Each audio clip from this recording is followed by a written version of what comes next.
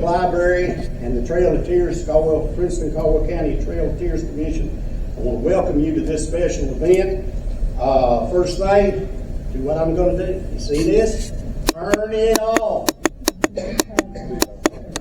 Because it will ring invariably if you don't. All right, I appreciate this. I'm going to try to introduce our speakers. I'm not a public speaker. Anybody knows me knows that's for sure. Over on my far right, Dr. Gregory. He is in the process of writing a book on this area that we're going to talk about today, Black Patch War. Hadn't chosen a name for it yet. He does have a book on the Bell Witch of Adams, Tennessee. Anybody that knows a little history probably heard of the Bell Witch before. And it's for sale over here. And it's for sale right over yonder.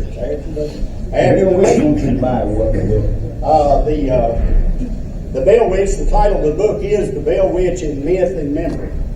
And he will also be speaking at some point real soon at Adsmore. October 15th. If you want to learn, got a shameless plug for Mr. Yates over there. I'm just doing that for you, bud. Anyway, we appreciate Mr. Gregory being here. And next in line is Professor William Turner. If you ever went to Hopkinsville to school and you had any kind of history at all, he was probably the man that taught you. He is the Christian County historian. And last but not least, former Kentucky Supreme Court Justice Bill Cunningham, author of the renowned book on bended knees and several other books. And without further ado, ladies and gentlemen, here is the Black Patch story. Thank you, sir.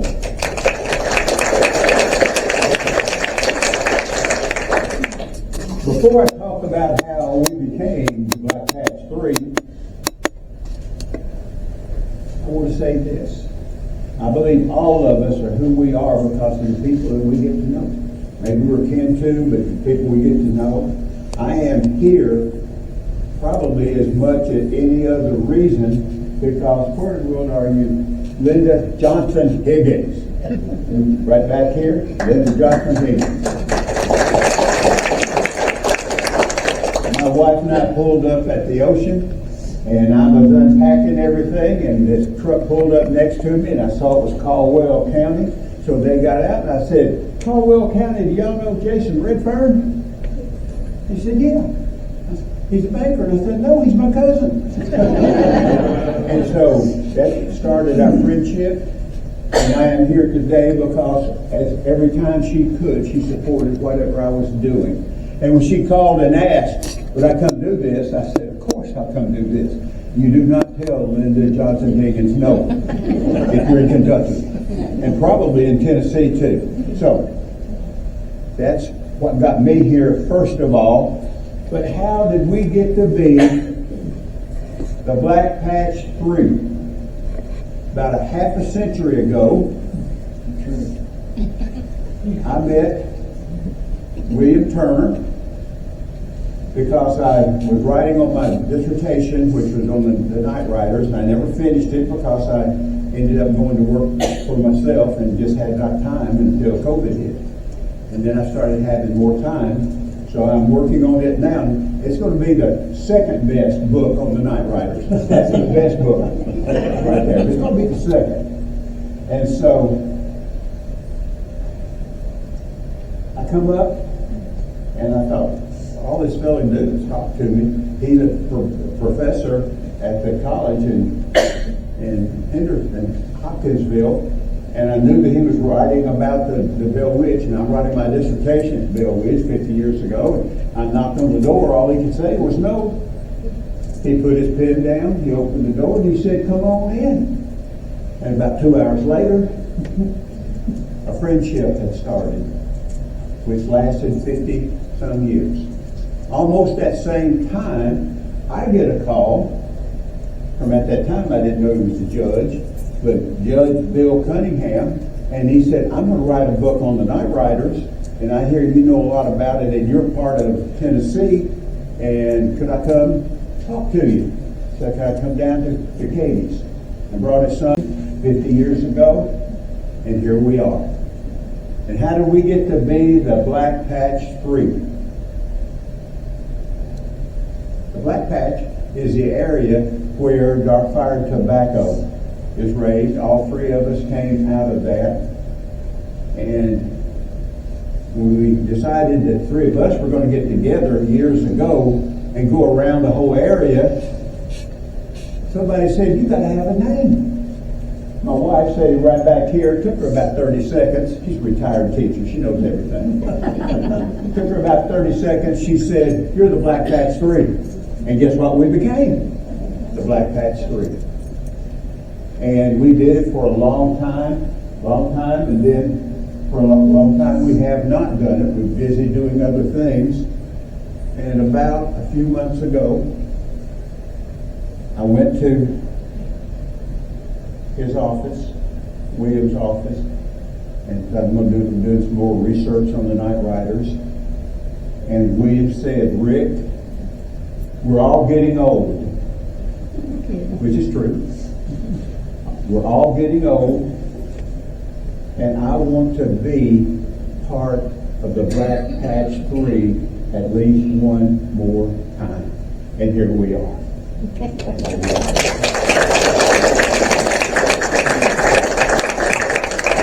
We started in Springfield about 3 weeks ago, and then the next week we were in Hopkinsville, and now we're in the Judges territory. And it's wonderful to be here. And I want to say this also.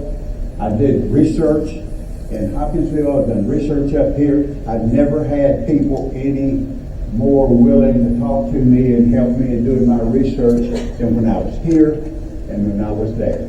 So I appreciate that. So that's how we got to be the Black Patch 3. Now, what I'm going to do is kind of set the table.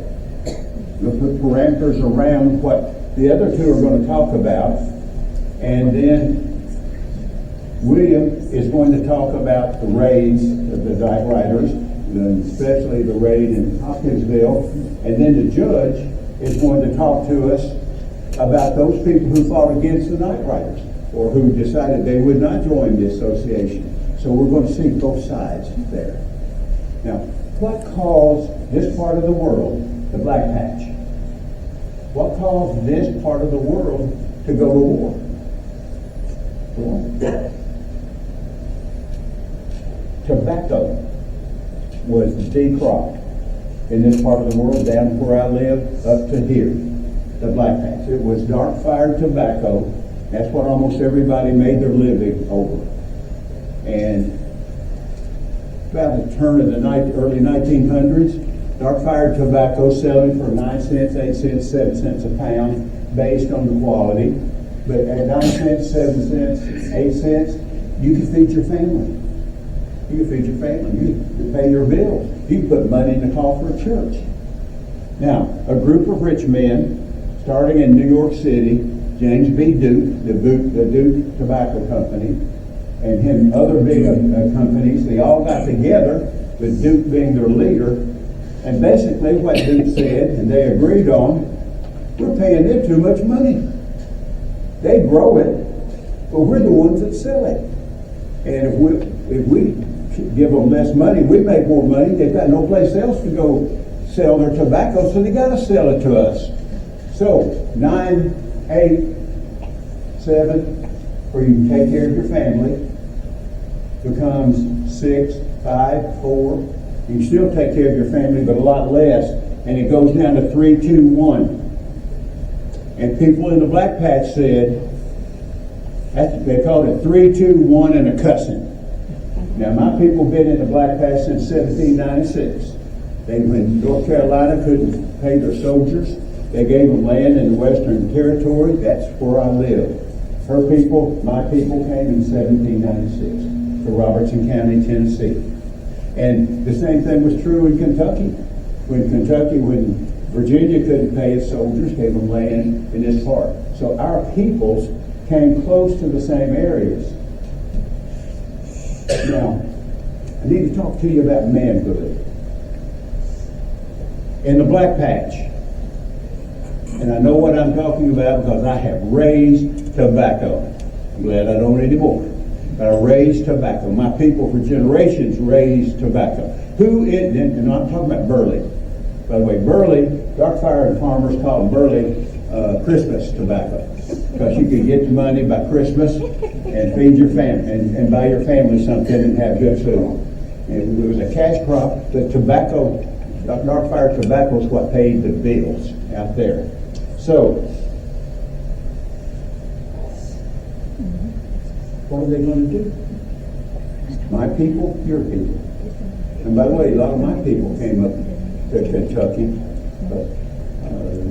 in about 1906, when the Night Riders first started. And by the way, started right on the Tennessee-Kentucky border.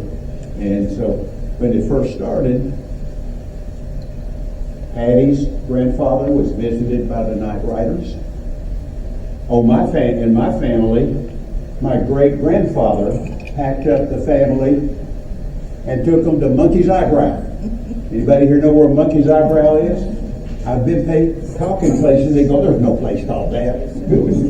Monkey's Eyebrow, and I still have relatives living in Monkey's Eyebrow. I come from a certain type of person. My great-grandfather killed a man in the gambling, and so he packed the family back up and took them back to Tennessee. But that was after the Black Patch War. So they left the Black Patch War and then went back after he killed a man in, that was none of y'all's kin, I hope. And so I'm giving you a sense of people that settled in this area. My people, and probably a lot of your people as well. And so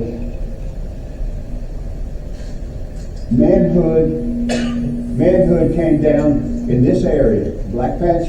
It came down to three basic things. The quality of tobacco that you could raise.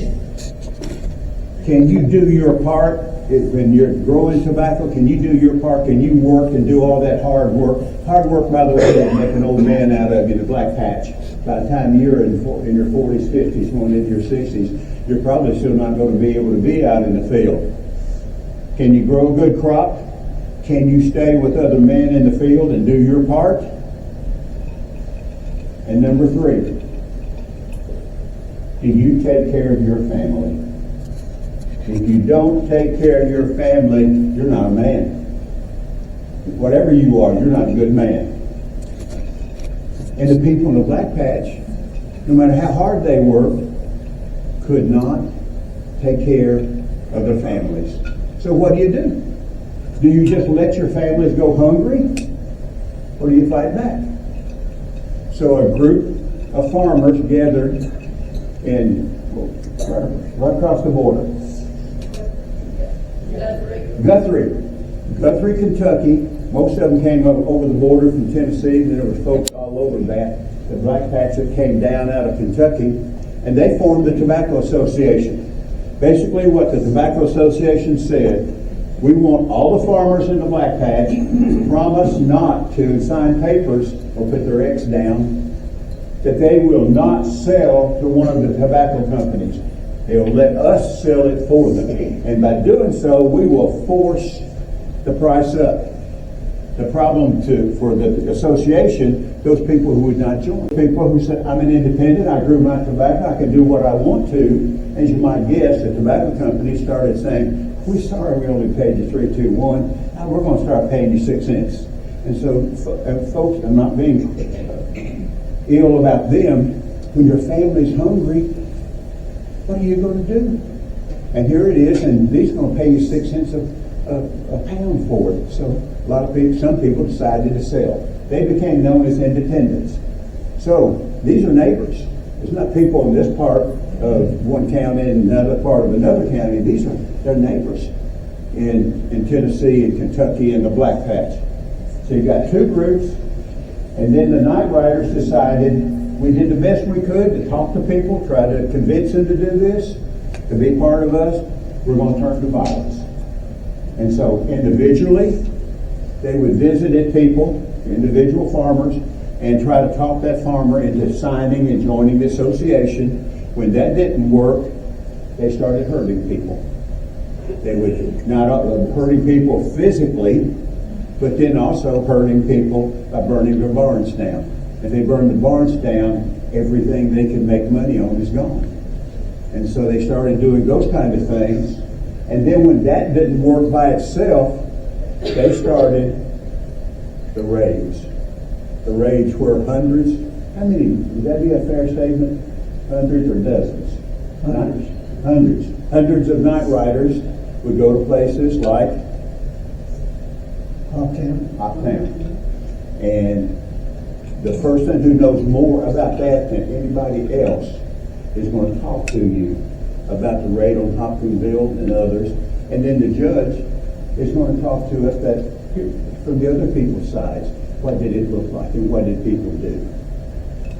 So what I wanted to do is just kind of put a general idea in front of us about how did this happen with my people. How many folks are in the black patch? Raise your hand if your people go back that far in the black patch.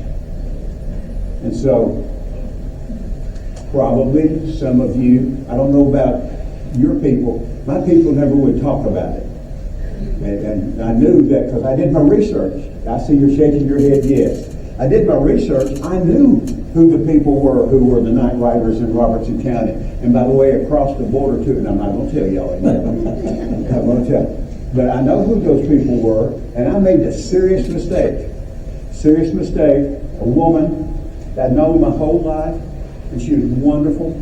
She was already in her 80s. We had wonderful conversations. And I'd been to Atlanta, and I went over all the data about there. And the judge will talk to you about how the cases got in federal court.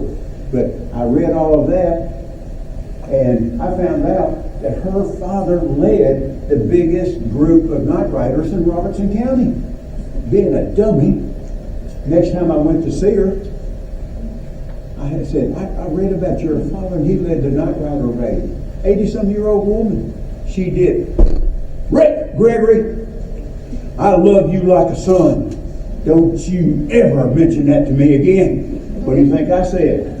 Yes, ma'am. Yes, ma'am. Believe me, I was scared of it. Actually, had great respect for her, and I realized people don't want to talk about that then. I see some heads shaking out here. Don't want to talk about it now. Now I'm going to close out my time with you with 3 stories that fit in with what I've been talking about. First story. Boy, are you ready to be a man? Boy, are you ready to be a man? In my part of the black patch, you're a male. At some point, they're going to come to you and ask, are you ready to be a man? If the answer is no, what do you reckon you're going to get told? Get your A, and you put A whatever you want in there. In the house, you'll be up there with the women. You're going to be out here with the men. There's only one answer. Yes, sir. Do you want to be a man? Tobacco patch is how you got to be a man. So, my uncle asked me that when I was about 12 years old. And I said, yes, sir. Yes, sir. And I could do a lot of things in the field, but being 12, and I was only 5 foot tall. I don't know if it's good or bad. I grew a foot in a year. Until next year, I'm 6'1". He said, boy, you ready to be even a better man? Yes, sir. Get up in the barn. And he taught me how to do work in the barn. Some folks in here been in the barn? Yes. And I have women on occasion. Yes, women on occasion have been in the barn. And the worms drop in your hair. Yes, the worms drop in your hair. And what's even worse is if you drop on the floor. But yes, and I became a man in the area that I lived because I could get in the barn and I could hold my own. Second story. If I was 5 years younger. Remember, I talked to you about manhood. Manhood is the 3 things I mentioned to you. This young man, he was like in his 60s when I was a teenager. And he was named Toy Swift. He was named Toy Swift because he was tiny. He was born, he weighed just a little over 3 pounds and survived. It's hard to believe it being born early 1900s, but he survived. But he as a grown man, he's probably no more than 130 pounds, and he didn't quite make it to 5 feet. And so everybody called him Boy. Now he's in his 60s, and he can't do what he had done in the past. We're cutting tobacco. If you cut, you take 2 rows, you cut it, you make it one, called a pile row. And so I got my 2 rows, I get out, and he's still maybe a third of the way not out. I go over and I cut out till I meet him. About the 3rd time I did that, he had his hatchet in his hand, and he's shaking it like this, and he said, "Boy, I'm telling you one thing. If I was just 5 years younger, you wouldn't beat me out." What was I saying to him by helping him cut out? You're not a man. You're not the man that you used to be. And I said, "Yes, sir," and I never helped him again. And he never mentioned it, and I never mentioned it. One last story. Well, now, part of being a man as well is you learn how to handle your alcohol. In my part of the world, I'm sure not in y'all's. I'm sure not in y'all's or up here, I'm sure not.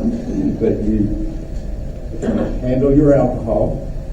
And so, when it came time to strip tobacco, and in my family in the area, women were not allowed to come in the stripping house. How would you guess? Why don't the women get to come in the stripping house or room? A, you're telling stories that you don't want the women to hear. And B, there's alcohol in there.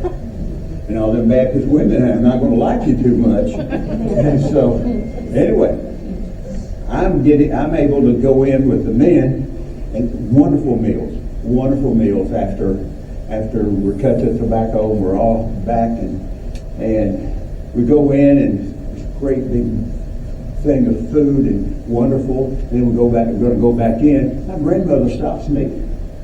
She stops me, and most of the men in the family are already out.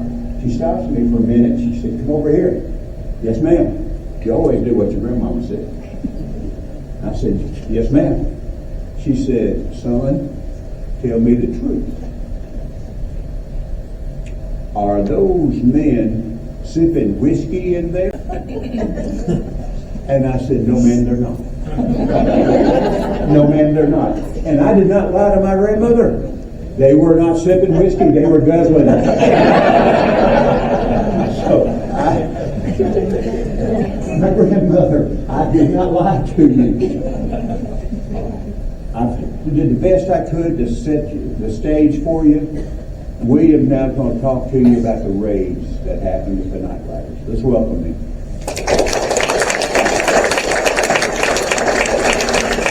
Thank you. Y'all don't mind, I'll remain seated. I can talk longer that way. Princeton and Caldwell County and Edinburgh in Lyon County are the cradle of the Night Rider movement.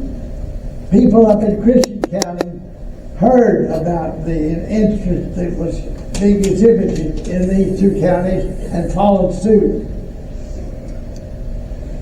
I have a connection, a strong one, with Cerulean Springs. That's just right next door to Caldwell County. And one day, during the Night Rider trouble, my Uncle Tom Turner, who was later a state senator, was walking down the hill toward the depot. And he met Dr. Amos walking up the hill, and as Uncle Tom said, dressed as a woman. And as the 2 met, Dr. Amos looked at my uncle and said, "Good morning, Tom. Keep your mouth shut." He did. No doubt about that. So that was the cardinal rule about the Night Rider movement. You kept your mouth shut. From Russellville in Logan County over to Springfield in Robertson County and westward to Murray and to Paris, there are about 35 counties. That area comprised the Black Patch, the area where dark tobacco was raised in its greatest abundance. The Night Rider movement had its beginning almost simultaneously at Nabb Schoolhouse in Caldwell County, and what was the schoolhouse in Robertson County? Steinbach. Steinbach, thank you. Steinbach School in Robertson County. People had endured the hardships for the lack of money for years, and they decided at about the same time that they would meet and organize into a group who would demand of Buck Duke that he pay a higher price for dark tobacco. And so, in 1904 and 1905, there were big meetings in Guthrie. The paper called for 10,000 people. Can you imagine 10,000 people in Guthrie? Not really. Well, the association met there in 4 and 5 and 6 to whip up great interest in this effort. Among the leaders were Felix Ewing from Robertson County, who was considered a leader. But behind the scenes, there was a man from Cobb. You knew him well, Dr. David Alfred Amos. Dr. Amos was a beloved physician throughout this part of the country. He knew firsthand the hardships that people were enduring because of the low price they were receiving for tobacco. And so, since he had attended a military boys' school in Hoptown as a young man, he knew something about organization. And so, at Nabb Schoolhouse, who knows, he may have been there. At least his influence was felt as the Night Riders met and organized to go about their effort to convince other farmers to join the association. The first thing they did, along in the springtime, after the plant beds had been sown, was for a group of night riders to go to a man's plant bed. He would not join the association, by the way. And they would rip the canvas back and with hoes chop out those young tender plants or ride horseback through the plant bed, leaving a wreck. Still, if he was not inclined to join them, they might make him a visit. They first of all would leave a note on his gate post. We mean business. We expect you to join us. Still, if he refused, they might come one night, as they did on many nights, to a farmhouse where the man would not join the association. Well, if he paid little attention to the note, the next thing, they would pay him a personal visit. Come out of there! When he didn't wait for further instructions, he came out. And they made him know firsthand that he had not heeded their call for him to join the association. And so they would tie him to a tree. And with bugger whoops, and they called a whip a whoop, they left his back bloody as an effort to convince him to join the association. Still, if he refused, long in the fall, a little later than right now, with your windows up to let in the night breezes, this unruly farmer who had been unable to see the light and join the association would be awakened by the smell of smoke, smell of wood burning. And he'd jump up in his nightgown and rush to the window and behold his barn fully engulfed in flames. It would take maybe 30 minutes for the crop and the building to be flattened. Well, as a rule, when most farmers went through all of that, they finally joined the association. But men like Henry Bennett in Lyon County refused. And so they paid him another visit and whipped him harder the next time. And as the story goes, Henry Bennett succumbed to his wounds.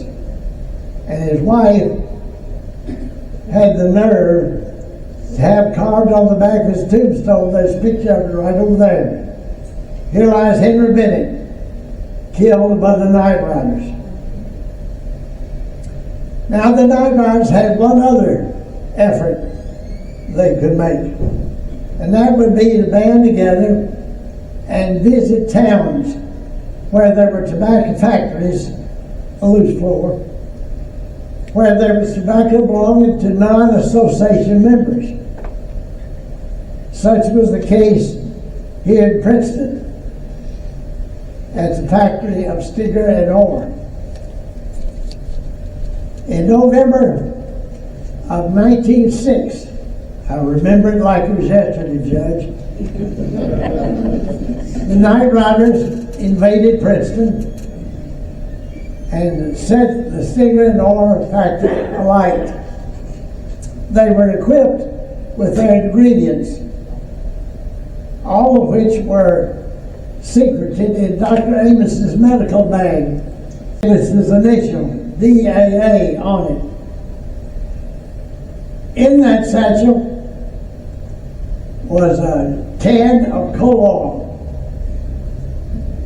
diamond stick matches, and dynamite, as old timers called dynamite. They saturated several baskets of that tobacco in the factory with coal oil, struck some matches, and moved like the story is related, I don't know what's true or not, Judge, that on the way out of Princeton, Dr. Amos rose in the saddle and he claimed to those nearby, "My God, I forgot my satchel." About that time, the factory exploded in one gigantic ball of fire. Dr. Amos reportedly settled back in the saddle and responded, "Well, boys, that's one doctor's satchel I won't have to worry about." Now, the Night Riders had successfully carried out the raid on Princeton, destroying many $1,000s worth of tobacco. The next effort on their move was Hopkinsville. Hopkinsville was, in the minds of many Night Riders, very anti-Night Riders. There were a number of people led by the mayor, who was the editor and publisher of one of our newspapers, the Hopkinsville Kentuckian. He had written blistering editorials in his paper condemning the Night Riders. And many people in town followed suit in his sentiment. Consequently, the Night Riders were really intent upon leaving their calling card in Old Hoptown. They planned the raid for one November night in 1907. As the column of Night Riders passed through downtown metropolitan Gracie, someone was up and looked out and saw them and judged they were Night Riders on the way to raid Hoptown. And they went to the telephone, and called Hoptown and warned them, "The Night Riders are coming." So immediately, the town armed the roads out in this direction, and the Night Riders knew they had been found out and turned and went back home. The nights ticked away, November into December of 1907. Many people in town spread the rumor, "The Night Riders are coming tonight, they're going to burn us up." They didn't come. But then, on Friday night, December 6, 1907, night riders from Lyon County, from Collier County, and from Tree County made a rendezvous in the vicinity of what you and I know as Broadbent's Curve on Highway 68 between Gracie and Montgomery. I know some of you are lost when I mentioned Montgomery, but that was a thriving little town right near the curve. They started the town. That night some had put on gunny sacks on horse hooves so they wouldn't make as much noise on the pike road, rock road. So they passed through Gracie very quietly. They approached Hopkinsville. Many of them dismounted and tied their horses in a grove of locust trees about where the Princeton County Livestock Market is located on Cadiz Road. From there, they walked into town along the Illinois Central Railroad. Some came by horseback on Cadiz Road into town. We think there were about 500 of them. No one counted. They divided into squads. One squad went to the police station. They walked in without notice to the police station. The night chief was asleep, sitting there with his feet up on the roll top desk and his cap pulled down over his eyes to shield him from the light. And all of a sudden he felt something cold against the end of his nose. Anyway, it was a start. And there was a hooded man saying, "Chief, we're here." The other night policemen were playing a game of cards in a back room. We can imagine what.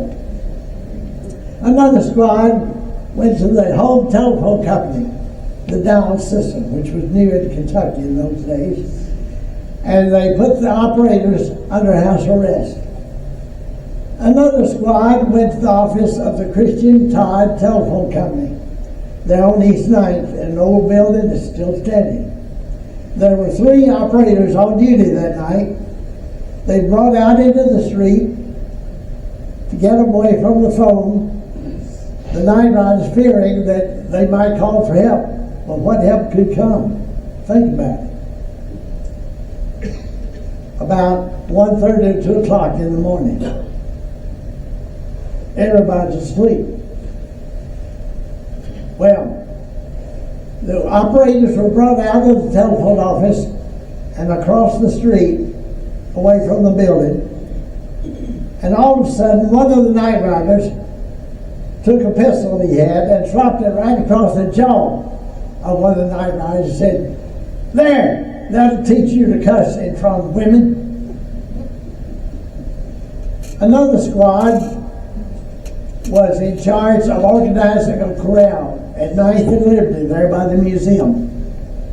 For they knew that a number of town men would come out to try to do something to protect the town. Now, as these men came out, they were brought under house arrest and put in that corral. One of the town men got tired of stalking around. It was a warm night, unseasonably warm for December. And he walked up to one of the night riders and he said, "I miss my Trimble, lawyer. I'm not going to do you any harm." And the night rider looked at him through those slits in his mask and said, "That's all right. You can tremble right here just like you can at home." Another squad went to the fire station. The night fireman on duty heard the shooting, got up and went to the window in front of the building upstairs. And one of the night riders hollered up, "Do you want your blank head shot off?" Of course, the fireman retreated in haste. No, he didn't. The firemen were kept under house arrest. And during that time, some shots were fired at the bell up in the tower. that same bell is still up there. You can well imagine my interest in going up there and examining that bell closely to see if any of the bullets struck their mark. We could find nothing on the bell. So the firemen were kept under house arrest. Another squad went to a tobacco warehouse on the site of what is now Peace Park, just east. They broke in, armed with their coal oil, their diamond stick matches, and their dynamite, and in a very few minutes they had that factory fully alight. Another squad went to the Rigi factory, the Italian Rigi, on 14th and Campbell. There was a night watchman on duty. When he heard the break in the front door, he ran for the cellar. And then he realized who was there and what they were going to do. The building was going to burn. He very quietly slipped out the back window over on the railroad and got away. And so within a matter of a few minutes, between 1 and 2 o'clock in the morning, the town skyline was punctuated with 2 closed. 2 warehouses were on fire, with the policeman and the firemen under house arrest. The people in town were panic-stricken, but stayed quiet, stayed in the house. A number of lamps were lit in houses along the way, and they were immediately shot out by night riders. Along toward 3 o'clock in the morning, with the fires raging out of control and the firemen helpless to do anything about it, the clear and distinct sound of the blowing of a ram's horn was heard, but it's not a ram's horn, it was a shotgun. Did you ever hear anybody blow into the barrel of a shotgun? Not a very sensible thing to do. But it gives a very low, loud, mournful sound that in the quiet of the night was heard all over downtown. That was the night riders' signal to regroup, that their work was finished.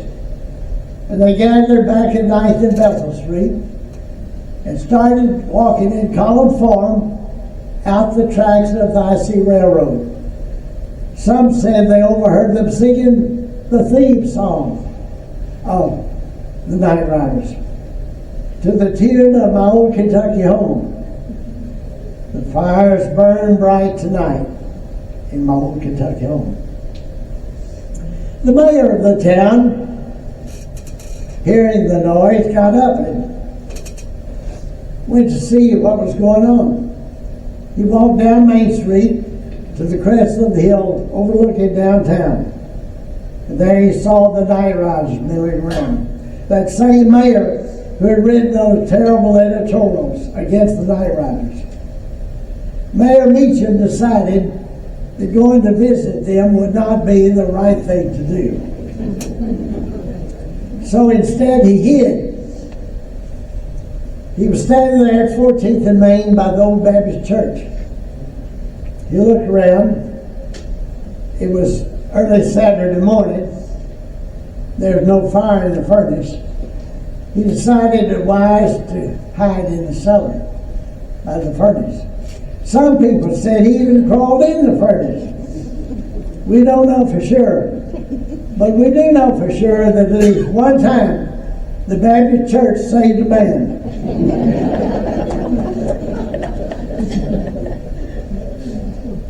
When the night riders left town, Mayor Meacham went down to the police station and ordered them to form a posse to chase the night riders out of town. Can you imagine it? A column 500 men long, and the posse in the black Mariah, that was a police wagon, maybe 7 or 8 men.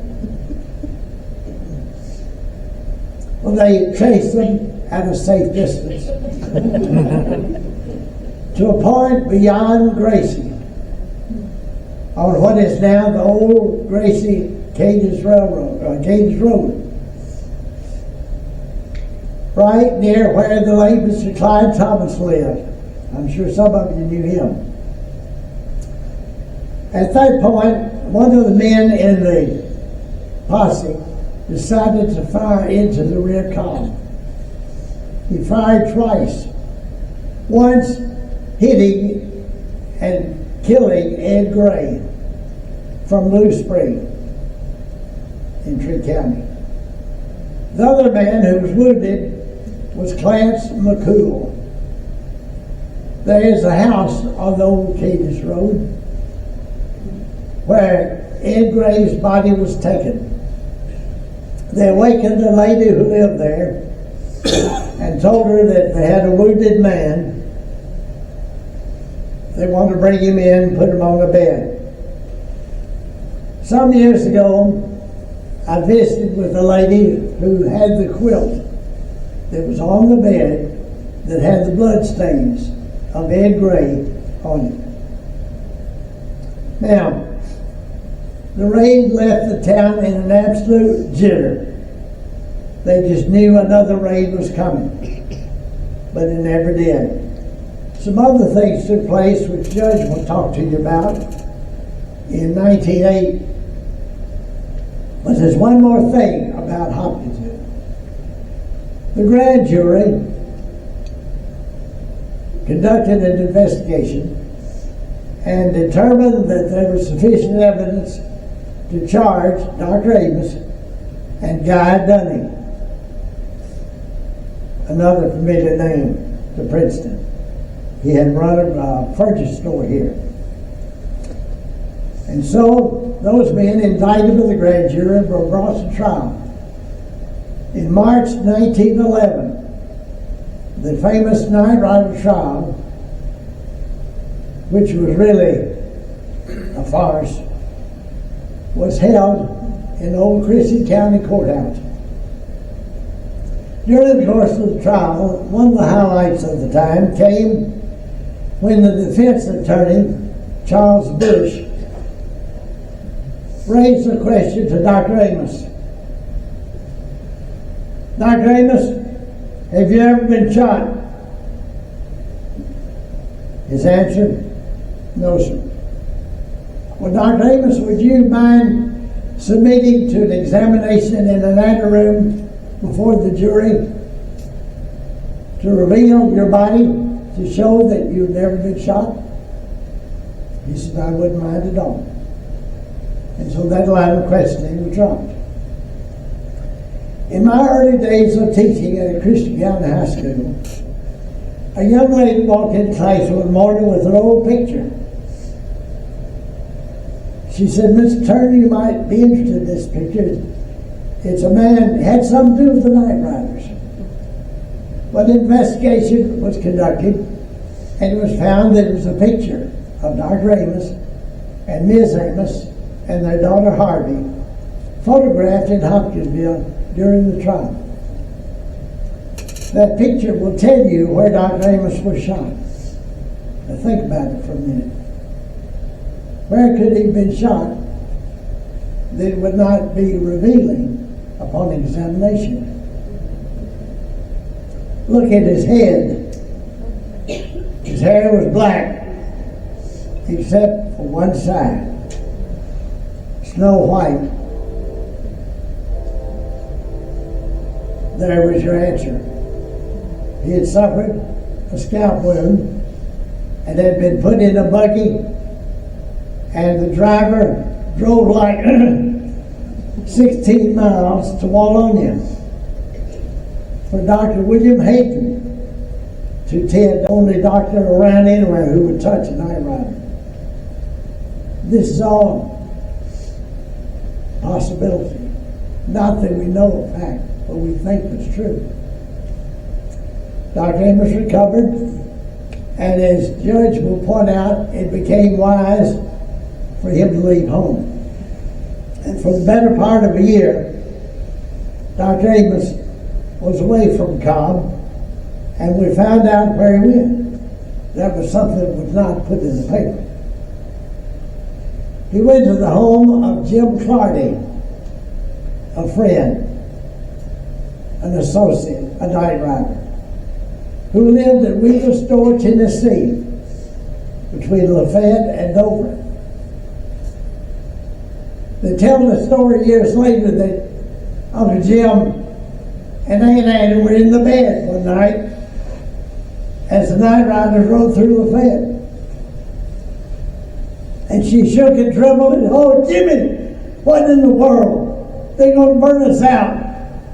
After she raged on a while, he finally said, "Annie, what would you say if I told you you were in the bed with one?"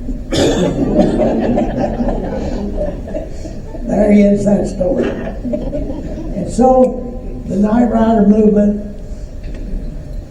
still has some rugged times ahead, but the high water mark had been passed, at least locally. The high water mark was reached in Washington, D.C., which Judge will mention to you.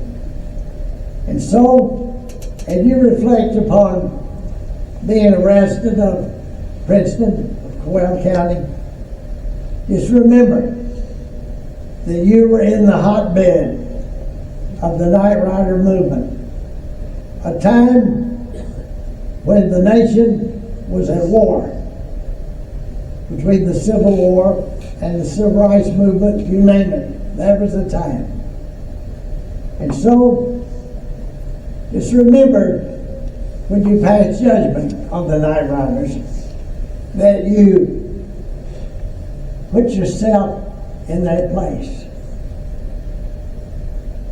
I'm dressed tonight somewhat like maybe a night rider would have been. Or I would probably have been a night rider. Thank you.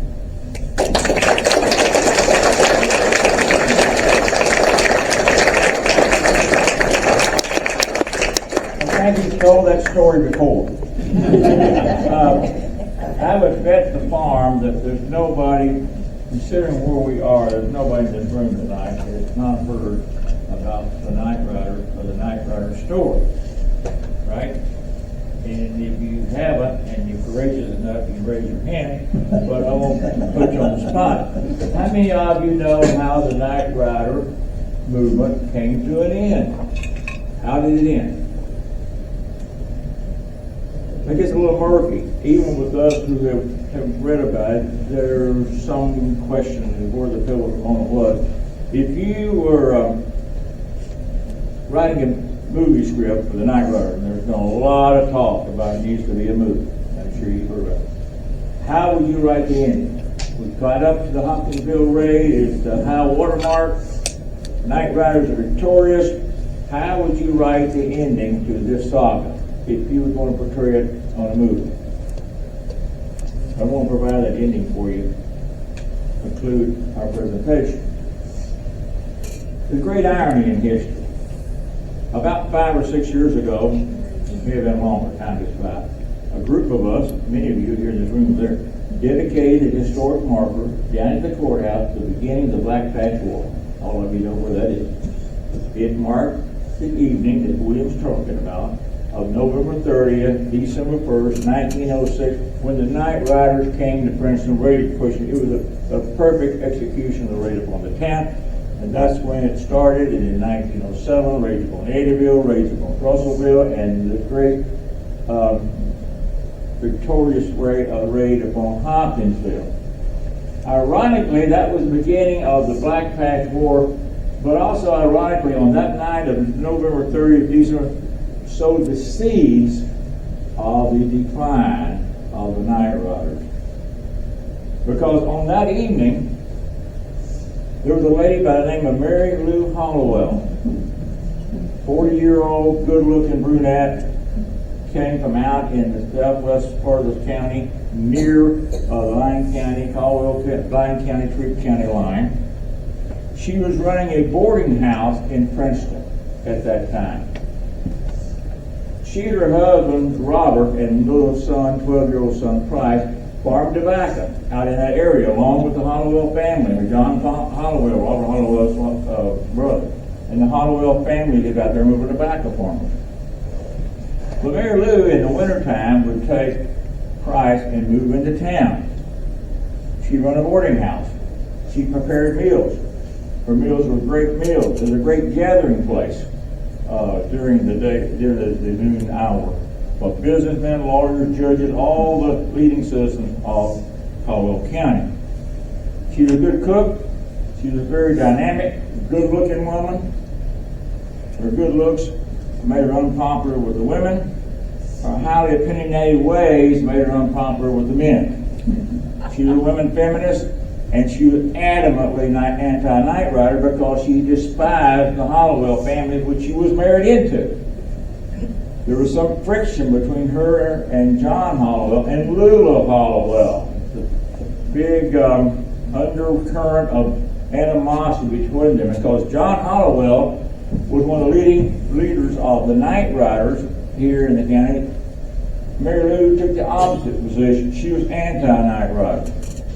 Well, anyway, she was still a very dynamic hostess, charismatic hostess, good cook, very nice to people, sociable people. When they came to the boarding house, people said she served her dumplings with her dimples.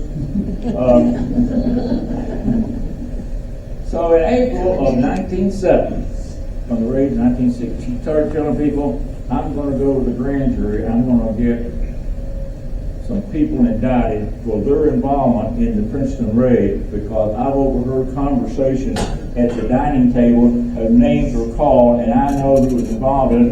I'm going across the street to the grand jury room, and we're going to get some people indicted. No one took her serious because the system was stacked in favor of the Knight Riders. You couldn't get a grand jury without Knight Riders. All male, of course. Sheriffs, prosecutors, lawyers, all either members of this Knight Rider group or members of the association are sympathetic, keeping in mind it was a cash crop. Businesses, banks, merchants, all salesmen in town, insurance salesmen, they all tied in to the cash crop. Farmers don't make cash, they don't pay for the groceries, they don't pay for the products that they sell. So it was all ingrained here, and there was really no way realistically that she was going to be able to get an indictment. But she went over anyway, knocked on the door, came in, she testified, and to the horror of the grand jury, she named names of people who was involved in this raid, which is marked by the mark. The Knight Riders had tolerated Mary Lou up to that point because she was John Hollowell's sister-in-law. His family, and they all thought she was pretty harmless. All she does is go around talking. You can't blame her for being good looking. You can't blame her for being opinionated. But they kind of, up until the grand jury time, kind of just overlooked her. But this is a little serious. Actually going out for prosecution gets a little serious. So maybe we ought to pay a little trip to Mary Lou and Robert's farm. So on late April 1907, they sent the hoe toters out. The hoe toters was a specialist group of scraping plant beds that time of the year.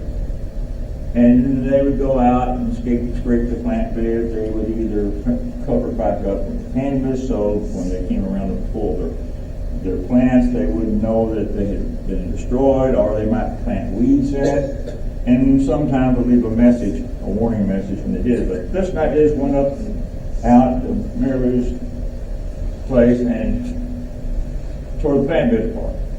There's a warning. It was a warning for her bringing action or fight against the Knight Riders. Well, the next morning, Robert and Mary Lou discovered the damage that's been done to the Knight. Well, Robert, he just kind of accepted with renowned acceptance that this is what you get for talking so much. Mary Lou blew a gasket. She went on a tirade and said, I'm not standing still for this, but I know exactly who it was. It's your brother, John Caldwell, who instigated this. And a few nights later, everybody took note the next morning. John Hollowell's plant bed was scraped in retaliation for this scraping Mary Lou's. Well, when Mary Lou's plant bed was scraped, no law enforcement was called out. Nobody paid much attention to it.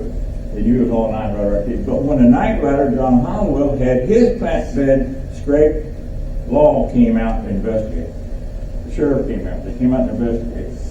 And it was like a crime that was made to be discovered because it was due on the ground and tracked right up to the cabin of Steve Schultz, who was a part-time worker for Mary Lou. And there on the ground they found a day book, almost like he'd been left there, like they just left their fingerprint, a little day book of Ned Pettit, who also worked for Mary Lou. So they took them both downtown, and it didn't take much sweating, but they got a confession out of, yes, we scraped John Hollowell's plant bed, yes, Mary Lou hired us to do it, yes, she paid us $10. So they closed the investigation book and turned it over to the night rider. So about 3 nights later, on May 1st, 1907, after the Princeton raid in December 1st, 1906, a group of about 30 night riders went to Knapp Schoolhouse. Any of you here know where the Knapp Schoolhouse was? Yeah. Well, there's a schoolhouse there. They went there, about 30 of them. They tied their horses, and without masks, they walked across the field to the home of Robert, Mary Lou, and Little Price, who had already gone to bed. The house was dark. They encircled it. They started shooting into the house, shotgun, pistols, rifles, ricocheting through the house. Glass was shattered.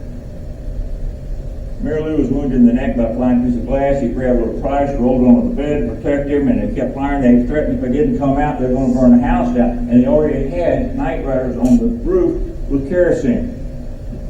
She yelled, "We're coming out." So her and Robert and Little Price walked out into that little yard there, on the little hackberry tree. Many of everybody remember that house. It was around for many, many years, and I found when Bayless Mornington owned it. He was trying to give it away, trying to preserve it, but it wasn't done. But they brought them out into that little yard. They pulled Robert and tied him around that big hackberry tree there and whipped him. He bled. Mary Lou was running, trying to defend him, and somebody pulled a gun and shot it and wounded her in the neck. But then she fell to the ground and they started kicking her. She kept fighting the night riders, trying to get them off the whipping of Robert. While she was laying prostrate on the ground, one of the night riders walked up and kicked her in the rear end really hard. And the woman said, "This is sweet revenge for me." That was Lula. That was Lula, her sister-in-law, John Hollowell's wife, which leads us to speculate a lot of things, right? As far as we know, whether Rick may know some things, the only time a female was involved in a night rider raid. Well, they told him, "If you don't get out of town, we're going to kill you. We want you out of here, and we want you out of here now." So the next morning, Robert, Mary Lou, Little Price, they got their stuff together and got out of town and went to Paducah. They stayed in Paducah for 2 or 3 days, 4 days. They recovered from their wounds, and Mary Lou's dynamic spirit began to come by. And she decided she wasn't going to take this sitting down. So she went to see a lawyer, John Miller. John Miller was from Princeton, Kentucky, but he was practicing law, a very successful lawyer in Paducah, and he knew all about the Black Patch. He knew the culture, had family here. And she said, "I can name every one of them because they didn't wear a mask. I can name all 30 of them, or however many there were. I want to sue them. I want to make them pay for what they did for my family."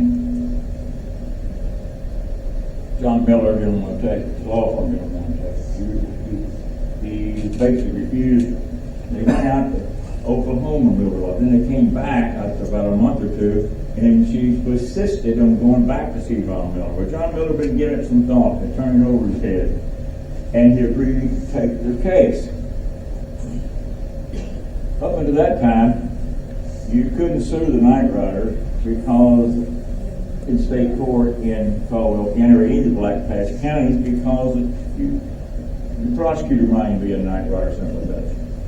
For sure, you would get a jury that would have night riders on it, and they would pass signals to the night riders that were being sued or being prosecuted. Secret Service, they had nothing to fear. They feared no man. They feared no law.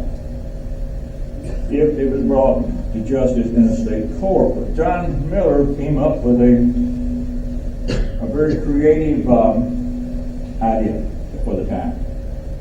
He told Robert for him and Mary Lou and Little Private to move to Evansville, Indiana, and remain up there almost a year, and then come back to see him. Went up there throughout the rest of 1907 and beginning of 1908. They came back to see John Miller, and John Miller filed a lawsuit in federal district court in Paducah, in federal district court, based upon the diversity of citizenship between Mary Lou and Robert Price and all these 30 defendants that lived out here in Caldwell County. A diversity of citizenship keeps you in the federal court. The jurisdiction at that time was anything over $10,000. He filed a suit for over $10,000 and filed suit against them in federal district court. Never been done before. This is new and different. Then there was slowly appearing upon the Caldwell County scene this lone horseman, hat full load over his eyes, going from farmhouse to farmhouse with a little piece of paper, serving on each of these defendants' summonses for the Paducah case, where Mary Lou was suing them and they were being served. You gotta come to court. You're being sued. And everybody knew Lou was back. So the trial was set in May of 1908 in Paducah, Kentucky. You say, what's the difference here? I mean, federal court, state court. Federal courts pull their juries, especially at that time when our population was a lot less, west from about Louisville to the Mississippi River. So they were probably going to get jurors coming in here that had not only didn't have any sympathy for the night rider, they despised the night rider. The rest of the state, you get out of the Black Patch, the night riders were an embarrassment. They demanded justice be done. It's just embarrassing. We got Catfield's and McCoys. We got all this. Now we got this bloodshed and all this going on down there. So they had no sympathy once you got east of the Green River. So here came these jurors in to try this case. The state militia was called out and camped in Paducah around the courthouse. They met Robert Lou and Price at Brookport, and Mary Lou, Robert Price at Brookport, and they came across the river and they protected them all the way to the courthouse. And during the course of this trial, the night rider brought in about 300 night riders by train. So it was a tense situation at the federal courtroom in the courthouse in May of that year when they tried that case. They tried the case, and they left two jurors on the jury, and it was a hung jury. One jury was W.R. Gresham from Catawba. Mary Lou insisted to keep him because he was a good friend of the family, but W.R. Gresham had taken the night rider oath 2 weeks before. And him with a man from Seday hung the jury. This trial had to do it again. About 3 weeks later, they tried it again. This time, they returned the verdict. These are jurors from outside the Black Patch. They returned their verdict, $35,000. You know, even though it was in federal court, it wasn't a slam dunk on the case. The witness that turned the jury was Little Price. And the judge, the federal judge, could comment on evidence at that time. And Little Price, 13 years old at that time, was so sincere and was so sympathetic to this jury. He's the one who carried the day, and they returned the verdict for Robert and Mary Lou, $35,000. That verdict reverberated like a rifle shot throughout the Black Patch. What? $35,000, and it came home whenever they started serving executions upon these 30 farms and all to reflect the judgment. Then the night riders had to go back into business again. They had to meet at the little country churches, had to meet at the little country schools, and the topic then was not which town we're going to raid or which farmer we're going to whip, how we're going to raise this money for fellow night riders. You have to say this for them, they're sticking together. Again, raising the money for Mary Lou and Robert to satisfy this judgment. Some of these farmers stood to lose their farms. It was told that two night riders met on the street here in Princeton one day, on Saturday afternoon. One said, "Where you been, Johnny Mac? I haven't seen you in a long time." He said, "Wormy tobacco for Mary Lou." Trying to make up this judgment. Well, they compromised it. It amounted, I forget how much left, but it amounted to probably $1 million today. Big, big judgment. That was the beginning of the end of the night rider movement because of what happened then. So everybody started filing the lawsuits. Henry Bennett, everybody that had been a victim of the night riders began filing these lawsuits in federal court, and judgment started falling, raining on them like a thunderstorm.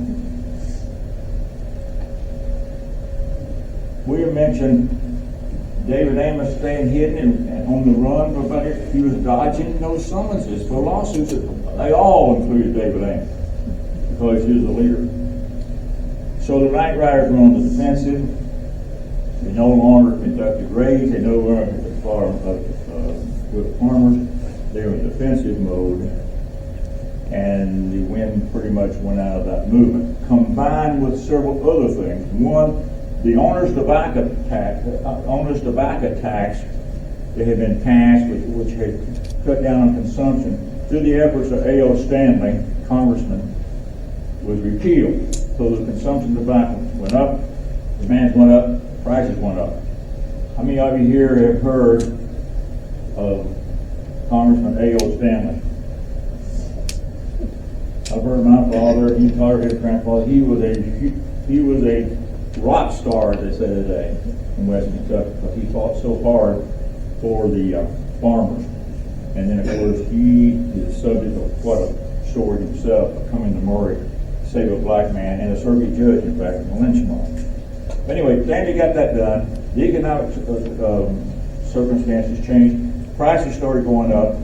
And then over in 1908, last of 1908, in New York Federal Court of Appeals, they ruled that the tobacco company of James Duke was unconstitutional. That was upheld in 1911, and the Supreme Court of the United States ruled that you break up the trust, break up the corporation, and the reason and purpose of the night rider movement came to an end. That's the final, that's the ending you make for your movement. That was basically due to Mary Lou Hollowell, and the seeds were in that raid in November 30th, December 1st, 1906, right here in Princeton. So, beginning the night rider also sowed the seeds for the ending of the night rider. Quite a courageous woman, by the way. Her and Robert and settled in Livingston Camp, and that's another story that I'll spare you tonight. But she was pretty lively and pretty cantankerous until she died at the age of 95. She outlived them all. The Black Patch Journal was Black Patch Journal out of Clarksville, out of Clark. They were the paper for the Black Patch farmers, the tobacco farmers. They wrote the perfect epitaph at the end of 1908 for the Night Rider, and they said, "Night Rider, turn the reins of the heads of your horse homeward, and there abide in peace. The human heart cannot condemn your zeal, but common sense and decency does your foolishness." That laid the Night Rider movement to rest. Thank you.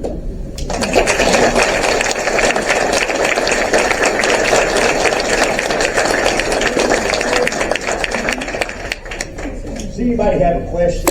Page 3, you're not going to hold it any further here.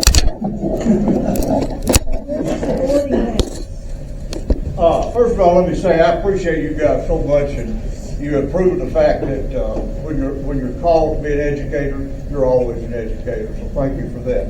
Let me ask you, first of all, I was told in a class one time that there's an old agrarian law in Kentucky that basically says that if you see somebody walking toward your barn with a fuel can, you can shoot them, because the barn was considered the person's livelihood. Mr. Rick, you touched on the barn burning. Is that really a law that you know of? We'll let the judge answer that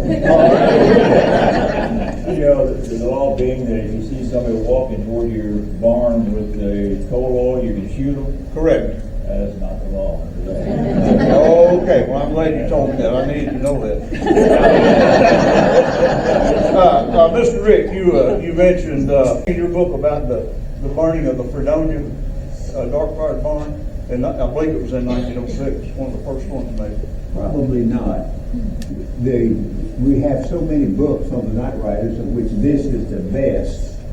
I don't want to do what everybody else has already done. I'm going to try to put some things on both sides of the story of the Night Riders that's already been told. So I'm probably not going to spend more than a chapter on the raids of the Night Riders. Okay, so I'm understanding then the period of time was 1906 to 1908. Would that be pretty accurate? Yeah, Can you give us just a basic definition in the difference in dark and burley? Say again? The difference in dark fired and burley? Yes. Yeah, burley's a little heavier. I've raised both. It's heavier, but it doesn't have to be fired. And the firing means you got a whole lot more work to do. And also, if you got a chance every day that you're going to burn your barn down. Burley one sucker, and you can cut burley and leave it on the ground in the rain. Dark fired is very tender, and you got to be very careful. And in cutting, you can cut old burley and throw it on the ground. The leaves aren't going to come off. You cut dark fired, the leaves will pop off if you're not real careful. So you pick it up, you cut it, you turn it upside down, you pull it up, the leaves come up, and you gently, think what you do with a baby, and you gently lay it down. You just cut burley and just throw it down on the ground. But you couldn't do that with dark fire. So what tobacco products are they used for differently? Dark fire? Most dark fire then and now is exported. And when you get outside the United States, people tend to like stronger crops. Stronger smell and taste than the Americans do. Burley is much more American quite often. And it's used mostly for what you would chew, and some for cigars. But I've heard people talk about making their own cigarettes with dark fire, and I sure wouldn't want one of them. Just one more, Robert. Yo, go ahead. That period of time when you used the term of war, dark black patch war. Do you have any accounts, any numbers on the number that were killed, victims in that? That's a good question. It was asked for Old Springfield the other night. No, we don't. The reason for it is, one of the reasons for it is that there were victims of similar groups to the Night Riders, that racist groups, like over Marshall County, there was 2 or 3 killed in Birmingham raid, and they used the same method, the same math that the Night Riders groups carry out their own personal vendetta, racist attacks, and that's one reason why this racist tag. You read a lot of books, they tag this racist tag on the Night Rider. So a lot of those victims that would probably go were not, I know I've seen it written, were attributed to the Night Riders. It really wasn't. It was a racist group. And secondly, people would disappear, and they would not really know for sure or report it. And there would be spats that would break out at picnics, like out at Lamasco, a person was killed, and it was a fight, and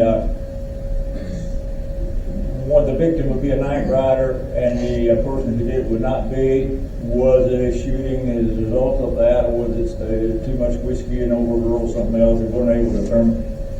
Most people thought it was to be a Night Rider victim, so it got very difficult to put numbers to them. But we know the fatality happened in Hopkinsville, that was all related. But rambling way of saying no exact numbers would really hard to. Okay, so just one more, and this will be just like a yes or no question or answer. And just a piece to that, Is that possible? I know people, that their people were night riders. But you don't tell that. Just because you know it, and I know because I've done research, you don't tell that. And I've had people come to me and say, was my grandfather? I go, I can't answer that question one way or another. And that same thing about being killed. Just be quiet and don't talk about those kind of things. So would you say conclusively that the night riders did accomplish? Well, not really. It's very romantic for us to give them and give them more credit they deserve.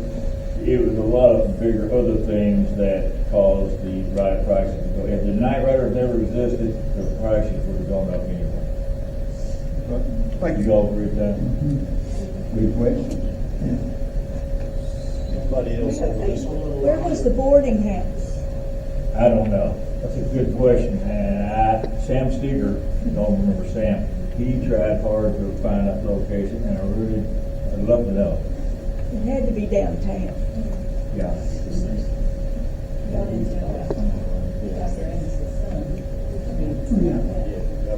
That's the site.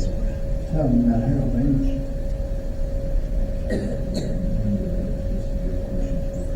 Okay. I'm waiting, getting sure everybody gets the question. Yeah, there's one or two back here. Yes, ma'am. Okay, I live in Fredonia. The Rice brothers were prominent in Fredonia. Their warehouses were burned.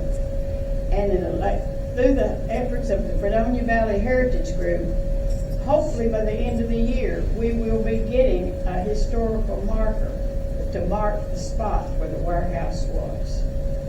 I thought you might be interested in that. This book here, Noel's book, was invaluable. And it has, those Fredonia questions probably have his answer to that. It was invaluable for me, and I'm sure for Rick and William too. And that and newspaper accounts is about where I took, actually took that. But I also was fortunate here in this library to teach a course, Kentucky history. And that class, I think Linda, you yeah, were you in that? I was in it. Bonnie Brown was. They wanted to spend a lot of time with night riders course, and I sent them out this has been 30 years ago, and I sent them out in the community to do audio interviews with people who remember the night riders, and then small children that remember raised from Princeton. So we got audio recordings from that. So I was blessed having those sources. Newspaper accounts, which did a pretty good job, especially the trial in this book. So I think y'all got that book. The Knoll book, yeah, they're, hey, shameless plug, they're for sale, half price, $10. We got lots of them. If we don't have enough up here, we'll get your name and we'll make It sure. reads like a textbook, but it's got a lot of good information. It's like a lot of histories, it's kind of dry, but the research is there. And if you want to know more, that's probably as good a book as you can get on the subject. Is that not right? Yeah. Technically, was the night riding report, was it justified, when it first started, was it justified, was it ethical, was it upright? And if that was the case, when did it change? I think we're reluctant to make that judgment. We kind of leave that to you, and a lot of times it depends on, at least one of my grandfathers was a night rider, and I tried my best to be objective. And I think that the epitaph says it all. The human heart cannot condemn your zeal with decency, and common sense does with foolishness. They call it foolishness. Of course, I was calling an attorney when I wrote that book. I couldn't very well uphold lawlessness.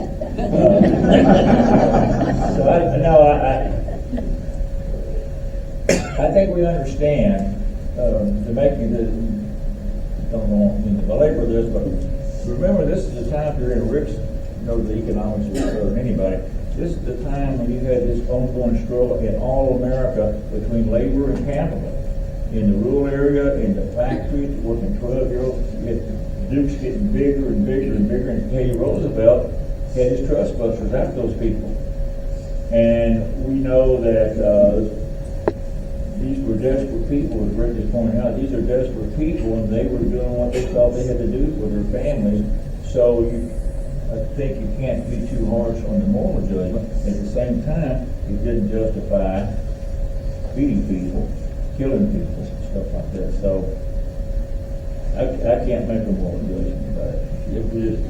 It's one of those things, you know, when those things are good, you know, the great thing, people ask who won it. Who won the Nightmare War? Was democracy won because it was settled in the legislature by raising the taxes and giving the legislature. It was settled in the courts. In this democracy, what happened in Russia? That government, the Tsar's government, failed, right? Because he wouldn't take care of the serfs. And throughout the world, you get countries that were failing. We won here with democracy, won because we were able to take that struggle between and hit a compassion to try to accommodate both interests. Long answer, but don't want to address that. Very good question. Got a question. This is for Mr. Cunningham. In your video series, when you interviewed Mr. Scott, who was apparently the last living Night Rider, was he very reluctant in telling you the stories, or was he taking that opportunity to just air it out, or did he want to hold that in? Did you have to pull that out? Have you seen the video? I have. Yeah. I think this lumber's got it. We have the only recorded interview with a Night Rider in existence. He was a 101-year-old Joe Scott. Bonnie, you remember? I don't remember him, but I know him. He's got kinfolk right beyond.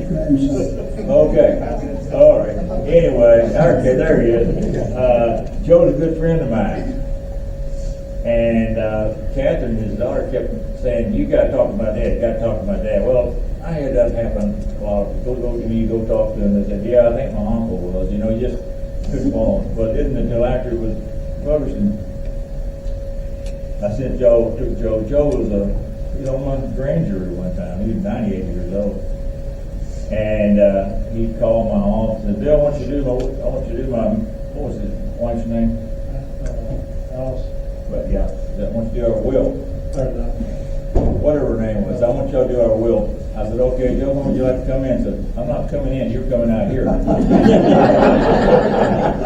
Joe was a man to be, I would want to deal with him when he was 100 years old. He's about a big, strapping guy. So I said, okay. So we went out there. I went out there and got all the information. I went back to execute the will. I took my secretary and another witness. And he said, "You wrote that book on the Night Rider. Let me tell you some things, boy." And he sat there and told all up, and his 96-year-old wife kept elbowing him inside. Shut your mouth, shut your mouth. And so then Al Tompkins, who was formerly with the government to Nashville, WSM, heard of, he did some spots on the Night Rider. He wanted to know if he'd come up and interview Joe Scott. And we went there and interviewed him for the television spot. And then after we did the interview, we took the camera running, and that's where, what was it, 45 minutes, an hour long? And he's sitting there in the Bill overall, dressed just like William is, and in a cane bottom chair in front of a fireplace in the grate. And those old timers in those cane bottom chairs, they get to talking and they start walking with it. They get ready to make a point, they go bring that thing up and come around and look at you like this. It's all on there. And he talked about the Tompkins Bill rate, just like William was pointing out. The squads had laid out, the squads had different things, and about him was verified basically what I have in the book, which I'm mostly from William. And he also talked about the night they went and whipped Henry Bennett, which that was probably the nastiest. He's the one think, Rick, we talked about showing us, you go to Dacusburg today, it says Henry Bennett killed by the night rider. We lived a couple years after that raid, a year and a half, 2 years maybe, and got out and about, but I think he was never the same after that raid. So, yeah, the Joe Scott, I don't interview, I kind of forgot what the question was. Did I answer your question? Yeah, you did. I wondered if he was willing to tell the story. It sounds like he was. He made one mistake. You know, lived to be 100 and 101. I mean, I'm not going to tell you how old I am, but I'm an old man. I can't remember what I had for breakfast. He made one mistake. He had a pistol. He said, this pistol, I took this pistol on the Hopkinsville raid. He said, I got this pistol. This is the pistol that shot, whatever the guy's name was, Lamasco Picnic. And whenever they found him not guilty, the county attorney gave me the pistol. Well, that couldn't be true because the shooting was after the Hopkinsville raid. But you know, I think everything else has been pretty well controlled.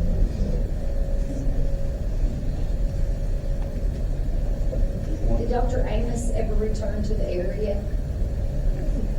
He did. David Amos came back to the area and he managed to get rid of it, but then he got throat cancer. And his son was a doctor, and in New York, and he took him up in 1950 and went to New York to be treated at one of the distinguished New York hospitals. And he came back and died of throat cancer in 1950 at Cobb. He never, as far as I know, never left the area. He just hid out from one person to another. For a year. Huh? For a year. Yeah, 4 years. So he practiced medicine after this? I guess. I looked at his ledgers, and I didn't look at that, but it was interesting. I know some of his kinfolks hid his ledgers, and I looked at that from my book. And it's really interesting because a lot of people didn't pay him. And a lot of people paid him eggs, ham, stuff like that. Was B.K. Amos related? Pardon me? Was Dr. B.K. Amos here in town related to Dr. I don't know. No, he's I from think so. Logan County. No, not related. I know the answer. He's Dr. B.K. Amos from Logan County. Not here. I think that the irony is where Dr. Amos's son went to school. Yeah, that's the story we want me to tell. I don't want to get late. And some of the, a lot of you read the book, you know, it has a wonderful ending, even though the book may not be worth a darn. It has a good ending, ironic ending. You know, I told you a while ago about irony, about love, about history, and David Amos had a son named Harold, and he had a daughter named Harvey, which has always struck me. And I think it wasn't until Harvey ended up going to the Northwest, completely out on the other side of the United States. And I heard a little bit from her people afterwards, but not much. There were grandchildren, I guess, of his out there had no clue about what their grandfather had done. But anyway, Harold Amos was just outstanding. He went to medical school. He was a real-known doctor. He worked at the Rockefeller Medical Center, very prestigious, that they've been through with some vaccines and some antidotes for viruses and infectious disease spectrum. He taught at medical school in Peking, China. One of the most respected physicians in the United States. So when James Duke, who died in 1925, in his latter years, he decided, his whole family, he came from a really good family. His father was a good man, and Ben, his brother, was big and charitable. James kind of got religion at the end and decided he wanted to leave something behind besides greed. And they gave the little Trinity College there in Durham, it was $5 million, and they changed their name Duke. And then they continued to endow that school with Duke and built a new campus. They built a medical school. They built it up ground up. It's a beautiful campus. If you've ever been there, it's just wonderful. So when they were recruiting Dean Pugh at UW was recruiting his first professor of medicine, he hired this most prestigious lawyer that they could find in the United States, and he ended up being Harold Amos, James Duke's son. So Dad bought the Duke Trust, and in fact, I told my wife this morning, she was mentioning what our Duke stock has got. We have stock in the Duke Energy down in North Carolina, and I thought, I'm going to be my grandfather's night rider. I own Duke stock. Doing pretty good, by the way. So anyway, it's great irony. And Amos is buried out here at Millwood, and I don't think he had children. And I guess he died. I don't know if he died. I don't know much about the rest of his career. But I saw his picture when I could do research in that history book that we have in the library. Any other questions? I got a quick question for y'all to think about. We're talking about what people did 100 or so years ago. What would you do? Your family's hungry, man. What would you do? You go to church on Sunday and we're taught not to hurt people. What would you do? And by the way, I couldn't even answer that myself. But I ask each of you to think about, in those situations, whichever side, what would you do? It's a little bit like the Civil War. It's a whole lot like the Civil War. There's a lot of different causes, and there's plenty of blame to go around on both sides. Should you go ahead and sell your products, knowing now you can feed your children, but your neighbors still can't feed their children? Would you go ahead and sell your product? Maybe you ought to get married to go to Washington. Pardon? Maybe Mary Lee should go to Washington. Or you can't buy Mama a new calico dress. Yeah. Linda, you've got a presentation for these gentlemen. Get up. You got me into this. Get up. We have been taught history tonight, but we, beloved friends, are part of history tonight by witnessing this, and I will be eternally grateful.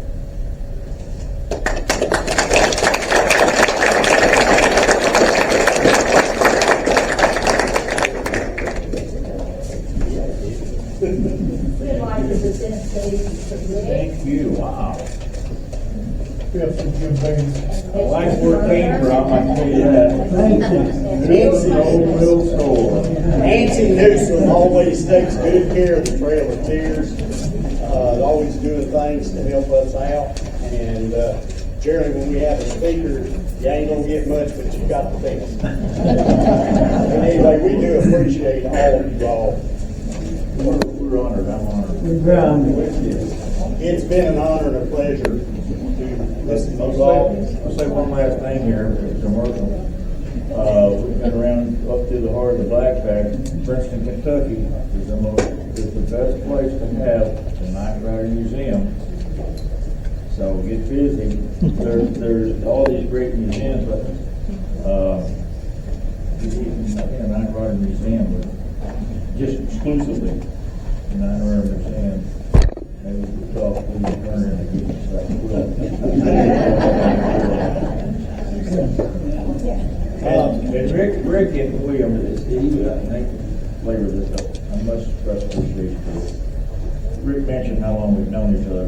That Night Rider book probably would not have been written without these two. Rick really helped me out in River Mechanics. And seeing half the pictures in that book we have provided, Rick and I went out and took together. So I appreciate them. Appreciate you. It was an honor to do it. and it is an honor for the Black Patch 3 to appear before you.